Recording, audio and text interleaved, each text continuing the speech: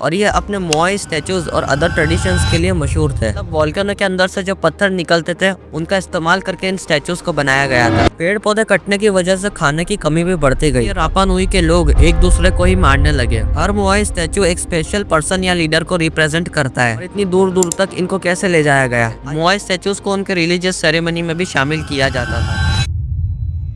Easter island यानी रापा नुई एक ऐसी जगह है जो अपने मोआई स्टैचूज और एंशिएंट कल्चर के लिए जाना जाता है। यह आइलैंड साउथ पैसिफिक ओशन में लोकेटेड है और चिली की टेरिटरी में आता है। और यह आइलैंड अपनी मिस्टीरियस मोआई स्टैचूज के लिए दुनिया भर में फेमस है। ये स्टैचूज एक पुरानी सिविलाइजेशन की कहानी बताती है जो रापा नुई के पुराने लोगों के बिलीव्स और रिस्पेक्ट को दिखाती है। तो आखिर मोआई स्टैचूज को बनाया क्यों गया था और इनको कैसे बनाया गया था और इतनी दूर दूर तक इनको कैसे ले जाया गया, आइए जानते हैं इस वीडियो में।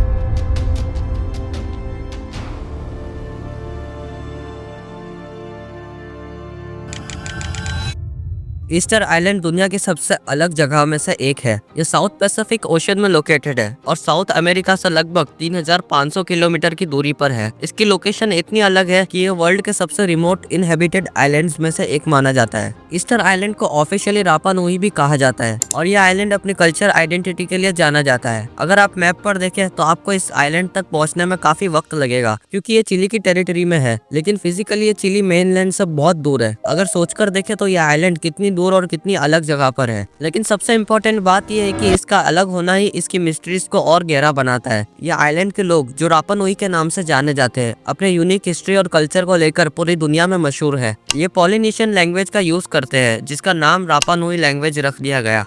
जब साल 1722 में डच एक्सप्लोरर याकोब रॉगवेन ने इस आइलैंड को डिस्कवर किया था तब इसके बारे में दुनिया को कुछ भी नहीं पता था। रॉगवेन ने अपनी सफर के दौरान ईस्टर संडे को इस आइलैंड को डिस्कवर किया था, इसलिए इस आइलैंड का नाम ईस्टर आइलैंड रख दिया गया। उस वक्त आइलैंड पर लोग थे जो अपने कल्चर और लैंग्वेज में जी रहे थे। उन लोगों को रापा नुई कहा जाता था और ये अपने मोआई स्टैचूज और अदर ट्रेडिशंस के लिए मशहूर थे। जब रॉगवेन ने आइलैंड को डिस्कवर किया तब आइलैंड पर लोगों की एक सोसाइटी थी, लेकिन उनके साथ समझ पहचान की कमी थी और ये लोग अपनी डेली लाइफ में एग्रीकल्चर, फिशिंग और स्टोन कार्विंग जैसे एक्टिविटीज में इन्वॉल्व थे। अब बात करते हैं मोआई स्टैचूज होते क्या है। मोआई स्टैचूज ईस्टर आइलैंड की आइडेंटिटी है। ये स्टैचूज वोल्केनिक टफ से बनाए गए थे, मतलब वोल्केनो के अंदर से जो पत्थर निकलते थे उनका इस्तेमाल करके इन स्टैचूज को बनाया गया था, जो एक सॉफ्ट टाइप का स्टोन होता था और ये रानो रारो को नाम की जगह पर मिलते थे। मोआई स्टैचूज की हाइट 10 फीट से लेकर 30 फीट तक होती थी और कुछ मोआई स्टैचूज का वजन 80 से 90 टन तक भी हो सकता है। इन स्टैचूज का डिजाइन काफी यूनिक है। इनके बड़े मुंह और वाइड नोज और इनके चिन्ह की वजह से ये अलग दिखते हैं। हालांकि इन स्टैचूज को बनाना काफी चैलेंजिंग है क्योंकि इन्हें बनाना और इनको अलग अलग जगह पर पहुंचाना दोनों ही काम काफी मुश्किल होते हैं। अब बात करते हैं ये स्टैचूज आइलैंड की कौन सी जगह पर पाए जाते हैं। मोआई स्टैचूज आइलैंड के कुछ स्पेसिफिक एरियाज में मिलते हैं। ये स्टैचूज आइलैंड की अलग अलग जगह पर लोकेटेड है, जैसे आहू तोंगारिकी, रानो रारोको और आहू अकीवी जैसी लोकेशंस पर ये देखे जा सकते हैं। आहू तोंगारिकी पर दुनिया का सबसे बड़ा मोआई स्टैचू पाया गया है और वहाँ पर 15 मोआई स्टैचूज एक साथ अलाइन किए हुए हैं। रानो राराको नाम की जगह पर सबसे ज्यादा मोआई स्टैचूज की कटिंग और बनावट हुई है। इस जगह पर अब तक अनफिनिश्ड मोआई स्टैचूज भी मिलते हैं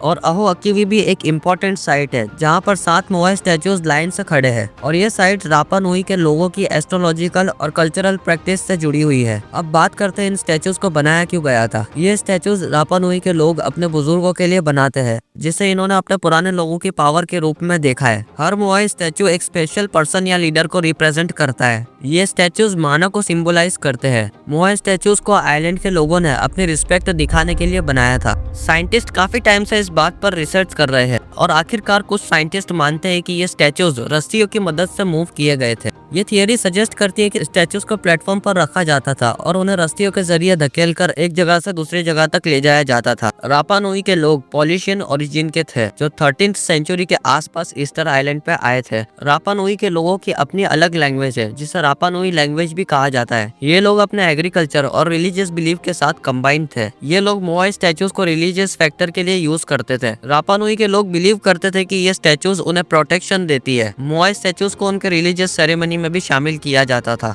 रापा नुई के सिविलाइजेशन के खत्म होने का एक मेजर रीजन है डिफोरेस्टेशन। जब आइलैंड पर ज्यादा ट्रीज कट किए गए और उन्होंने अपने एनवायरमेंट को खत्म कर दिया। ये आइलैंड का इकोसिस्टम काफी सेंसिटिव था और डिफोरेस्टेशन ने उसे खत्म कर दिया। पेड़ पौधे कटने की वजह से खाने की कमी भी बढ़ती गई और आइलैंड पर पॉपुलेशन काफी बढ़ गई थी, लेकिन खाने के रिसोर्सेज इतने ज्यादा नहीं थे। इसीलिए रापा नुई के लोग एक दूसरे को ही मारने लगे और एक इंटरनल लड़ाई शुरू हो गई। इस लड़ाई की वजह से आइलैंड पर और बर्बादी हुई और जब लड़ाई बहुत ज्यादा बढ़ गई तो उसके बाद पॉपुलेशन काफी ज्यादा कम हो गई और बाद में जब खाने पीने के रिसोर्सेज कम होने लगे तो आइलैंड के लोगों ने वहां से जाने का फैसला किया। इसके बाद 18th सेंचुरी के आखिर में यूरोपियंस ने ईस्टर आइलैंड का कॉन्टेक्ट एस्टेब्लिश किया। यूरोपियन एक्सपीडिशंस ने आइलैंड पर अपनी अटेंशन देना शुरू की। जब यूरोपियन ईस्टर आइलैंड पर आए तो सबसे पहले जो इफेक्ट आइलैंड के लोगों पर पड़ा वो डिजीज का था। वो अलग अलग बीमारियों का था, जैसे स्मॉल पॉक्स और भी दूसरी बीमारी। आइलैंड के लोगों के पास इन बीमारियों का खास इलाज नहीं था। इस वजह से आइलैंड पर जो पॉपुलेशन बची कुची थी वो भी खत्म हो गई। आज के वक्त Easter island UNESCO world heritage site बन चुकी है। साल 1995 में यूनेस्को ने ईस्टर आइलैंड को अपने प्रेस्टिजियस वर्ल्ड हेरिटेज लिस्ट में इंक्लूड किया और तब से ये पूरी दुनिया के लिए कल्चरल और हिस्टोरिकल ट्रेजर बन चुका है। और आज के वक्त ईस्टर आइलैंड पूरी दुनिया के लिए टूरिस्ट प्लेस बन चुका है, जो इस आइलैंड की मिस्ट्री और कल्चरल ब्यूटी को देखने आते हैं। अगर आपको वीडियो अच्छी लगी हो तो लाइक जरूर करना और चैनल को सब्सक्राइब करते हुए जाना।